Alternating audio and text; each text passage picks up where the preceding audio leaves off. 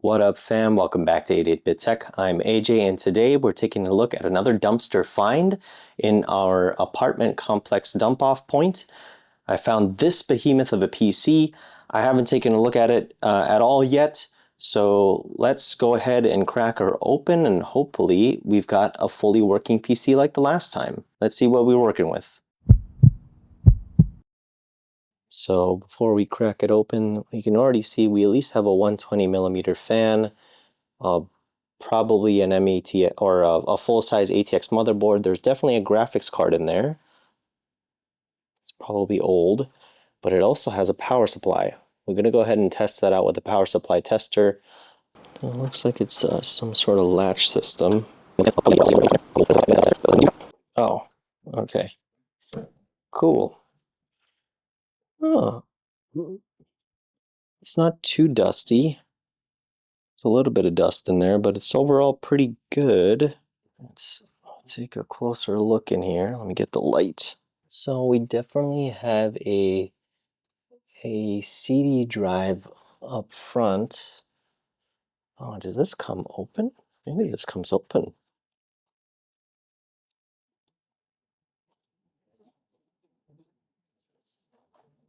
Yes, it does.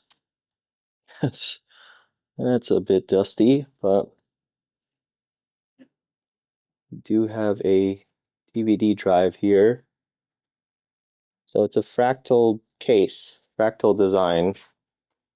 Got USB 2.0 and USB 3.0. Microphone, headphone jack, power button, reset. We do have a boatload of SATA cables in here, but it looks like there's only one hard drive, or not hard drive, sorry, CD drive. There doesn't appear to be any storage drives in here. It does have some RAM in there, so it's definitely an Intel CPU. Which one I don't know. And it has an Antec power supply, 750 watt. That's actually not bad. I think first things first, we're gonna test the power supply, unplug everything, and test that. Okay, so let's unplug it. That is where the cooler converters. Okay, and then unplug this. It's DDR3. Yep, so it's DDR3. How big is it? Doesn't say. I think it's a 4 GB stick of DDR3. We're going to unwind these cables.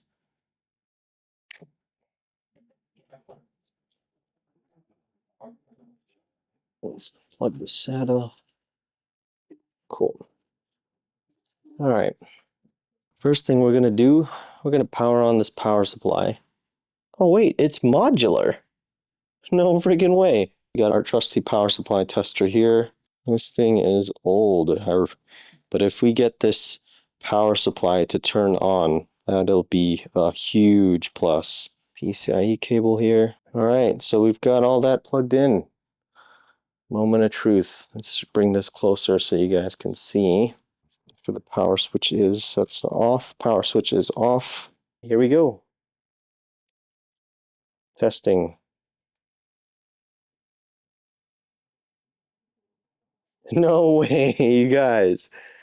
It's friggin' working. The power supply is working and it's not beeping. PG power good value is good. Everything is within normal range with values. We've got a fully working power supply still in this system. Sick. So that is a 750 watts. So that's a decent sized power supply, and it does at least have one of the modular cables. Let's go ahead and shut this off. Fan is also spinning on that. Oh, you know what I should have done? Shoot, you know what? While I'm here, I should check out the other cables. Let's test the other PCIe cable out. All the ones that are working, I'll stuff back into the case. And the other SATA cable is working. I'm just gonna go ahead and test the Molex cable. And the Molex cable is also working. The other PCIe cable I also connected is well within normal range. Awesome, fully working power supply. Alright, next thing we're going to do is unscrew this graphics card, see if we can take a look at what it is. This has a very unique bracket mechanism. Oh, pins look fine on it. Little tiny fan, it's a gigabyte. Oh, there it is. It's a gigabyte GVR545 1GI. Never heard of this. So apparently this is an AMD Radeon HD 5450. It's a 1 gigabyte card with DDR3 64-bit memory interface. Does actually support Crossfire X and a requirement of a 400 watt CPU or power supply for this guy. Well, it looks in pretty good shape, so I'm going to give it a go and see how it works. It is a one slot card. That's cool. But I don't imagine this is a very viable GPU in 2025. But let's go ahead and see what CPU we're working with. And that came off relatively easily. If we can just get it to come away from the board. There we go. Ooh. It has somewhat fresh thermal paste. What the heck? It has like fresh thermal paste on it. It's not like completely dried out. It looks pretty fresh. Oh, let me show you that from the inside. I think someone tried to get this working, maybe? I don't know why this was in the dumpster. You guys see that? It's like fresh thermal paste. I just found the socket. It's an LGA 1155. So, fairly old, but we knew that straight from the DDR3 memory. But let's go get that cleaned up and just see what we're working with. We have it's an i7 2600K. It is an i7 2600K.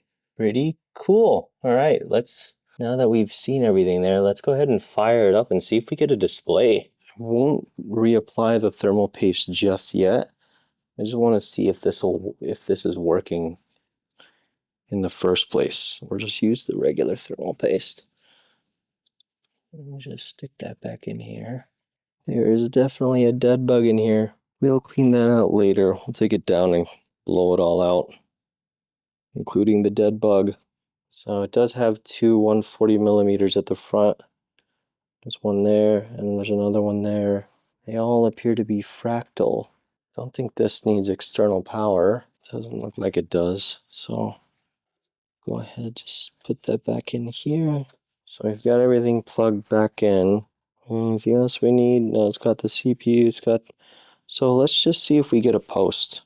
All right, so we're gonna go ahead and plug this back in. So I'm gonna plug the HDMI in to this old card. I'm gonna plug USB.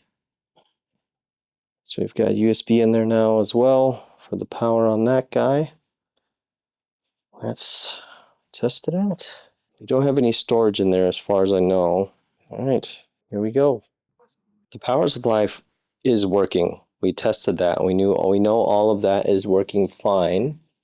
But once it's hooked up to the motherboard here, it looks like we're not getting any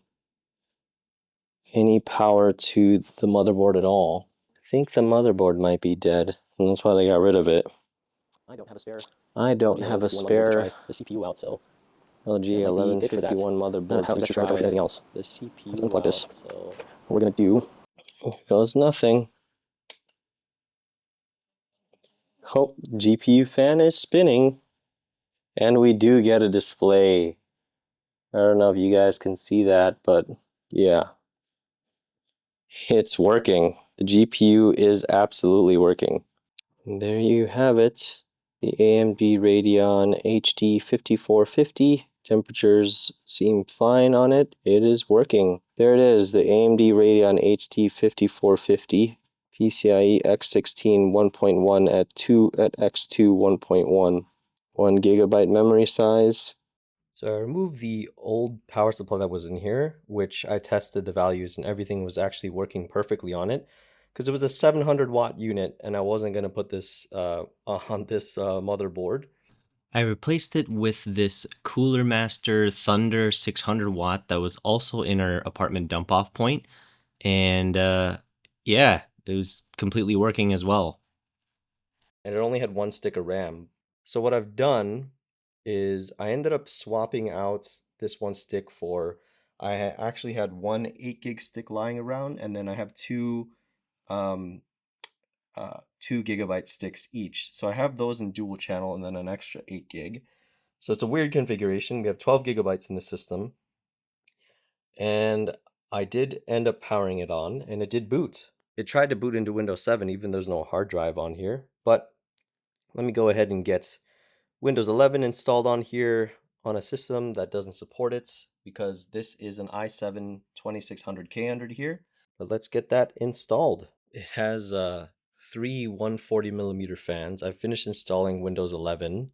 It's a custom Windows 11 install that circumnavigates TPM requirements, basically all the Windows 11 requirements. So I do have Windows 11 running on this. Put in an SSD. It's got two 140 millimeter fans at the front and another big 140 millimeter in the back here. Enough drive bays to basically run your own NAS if you really wanted to. But yeah, it had a boatload of US or SATA cables that I took out one of the blue ones, but there's another one in there. So because it doesn't support M.2 NVMe, doesn't look like it. So you're stuck using only SATA drives in here. Which is not the end of the world, but still something to note. So there's the processor. We've got Intel i7 2600K. It's a 4-core 8-threaded CPU with a max boost clock of 3.4 gigahertz. But it is the K variant, so I should be able to overclock this. Maybe not with the stock Intel cooler, but I'll give it a go anyway. Where's the graphics driver here? Yeah, it doesn't support secure boot, so you're not playing any of the latest and greatest. It's not showing the graphics card on here, but we already know what that is. There we go. 12 gigabytes of RAM running in 3 out of 4 at 1333 megatransfers per second. It's working, guys. We have our small little 120 gigabyte SATA SSD. Look at how small the custom installation is. 20 gigs. Cool. Let's see if we can fire up some games on here and see how well this runs. So it looks like the last update for this driver was October 2nd, 2015. So this card is more than a decade old at this point. I'm not sure how much this thing will be able to run. I'm pretty sure that 1 GI means it's what 1 gigabyte card, but maybe I'll be pleasantly surprised. I made the mistake of installing Windows 11 in 64-bit. Maybe I should have done 32-bit, but it doesn't look like I can get the graphics drivers working with this specific GPU. Looks like it can do 1080p video just fine. It's not hitching or anything like that. Smooth. But it does seem that its maximum output for this GPU is 1080p, because this monitor does actually go all the way to 4K.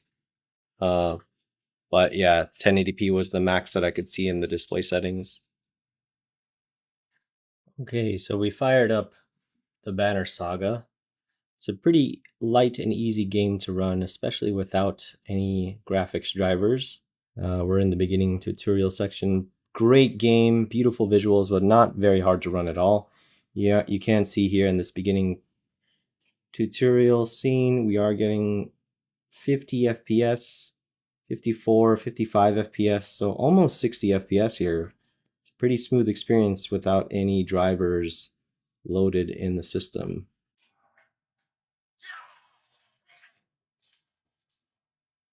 It did dip to 41 FPS when we were fighting there, but this is a game that, running it at 30 FPS is not going to be a bad experience. There we go. Pretty cool. So the Radeon HD 5450 can handle indie games just fine. We're going to swap in an RX 570 8GB for the test coming up later here to see what the system is really capable of. All right, so I decided to go a completely different route with this build. I'm gonna have to retest the other two games, Helldivers and Cyberpunk, and CS2, because I switched back to Windows 10. Can't get Valorant to run on a system like this, and this is a game that somebody who gets this PC will likely try and play. And if you're on Windows 11, you need TPM 2.0. This BIOS does actually have secure boot, but it definitely doesn't support TPM 2.0. And with Windows 10, you don't need that. So we're back on Windows 10, and Valorant definitely works. Once again, I am running an overclock on the GPU and a bit of an undervolt as well, as set to max power. Just so you guys know, I am complete garbage when it comes to Valorant. There's too many sweats and my reflexes aren't what they used to be. In the last session, I did average 145 frames per second with the i7 2600K and the RX 578 gigabyte. Let's try to get a kill.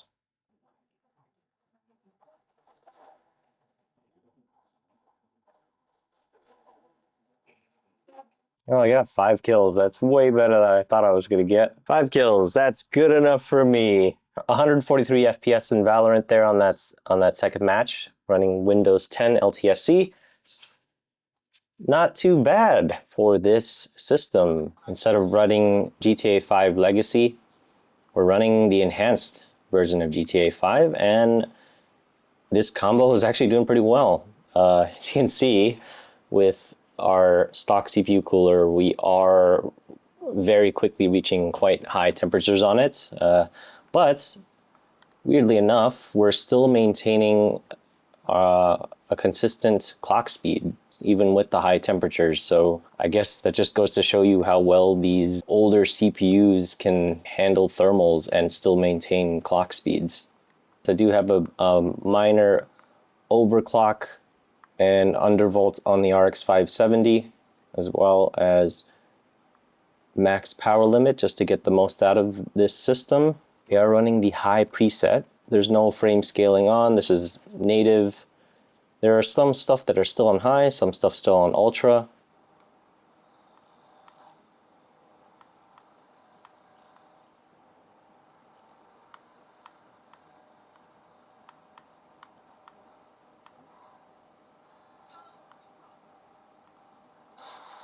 Oops. Still on the upper 60s in this area, dense foliage. So you can see we are averaging 60 FPS. CPU is at 92 degrees Celsius. Still GPU limited here with the RX 570, but still getting 3492 on the clock speed of the CPU. So definitely an upgrade for this would be upgrading the cooler, but I'm not putting any money into a free system here besides the graphics card upgrade. And comfortably getting over 60 FPS. After a good amount of playing there, where we settled at our average 67 FPS. CPU is quite hot, but overall it's hanging in there pretty well. Yeah, not too bad. I ended up repasting the cooler and it brought out the temperature by about like 10 degrees. So I decided to fire up Baldur's Gate 3 and see how well this performs. It seems to be doing alright. 40, it should be doing better, but something weird is happening with the GPU in this particular title. It's like fluctuating between like 2 and 100%.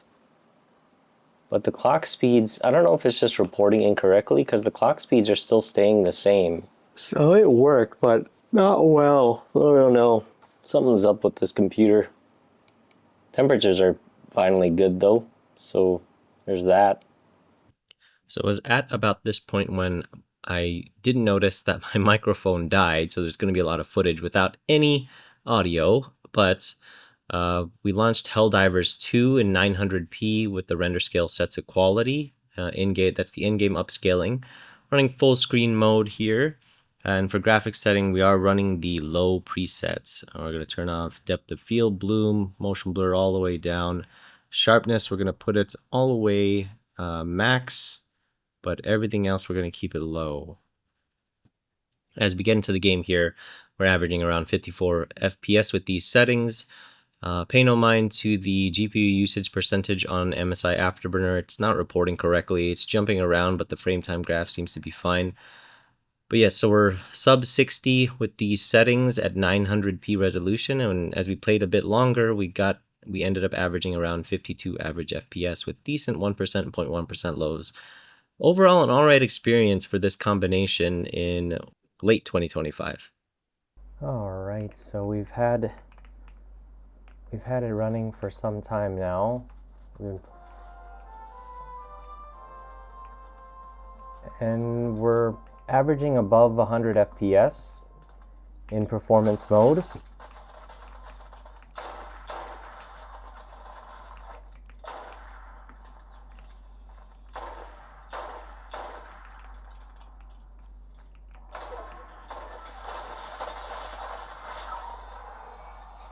$108 FPS, not too bad for Fortnite with this combo. So we're firing up Cyberpunk again. I didn't install the XeSS SDK on this one, so we're 1080p. This time I'm just running FSR 2.1 in balanced mode with frame generation, max sharpening, everything else set to low.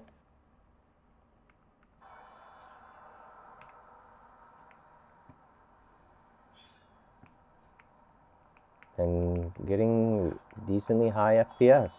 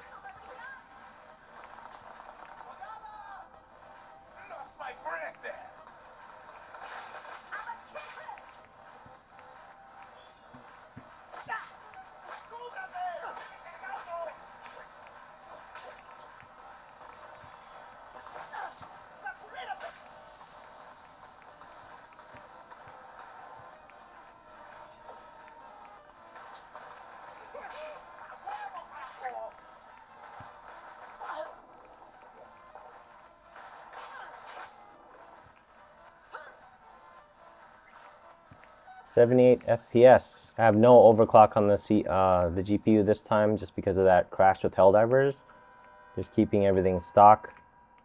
Still pretty decent. I think you can max out the power just to get a little bit more performance out of the GPU at the very least. Let's see, what if we do that?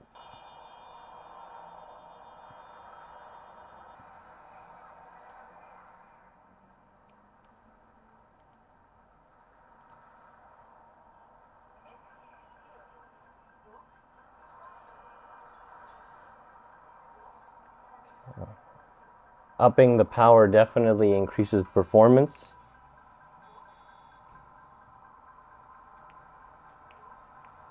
So maybe it's worth just doing that at the very least. This area gets pretty intense underneath. Ooh, that's really bad ghosting with the FSR 3 frame gen. I think there are some mods that you can get that really reduce this.